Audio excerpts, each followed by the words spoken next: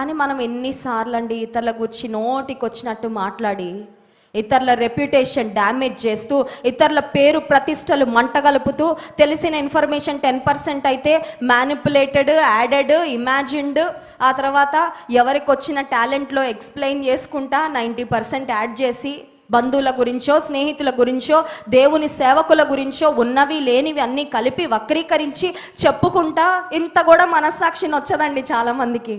అవునా కదా? So many times we speak against people. ఇతరులకు విరోధంగా మాట్లాడుతూ ఉంటాము, ఇతరులను చాలా బాధిస్తూ ఉంటాం, కానీ మనస్సాక్షి ఇంత కూడా నొచ్చుకోదు. అంటే అర్థం ఏంటంటే దేవుని అనుసరించే హృదయం లేదన్నమాట, అంతే.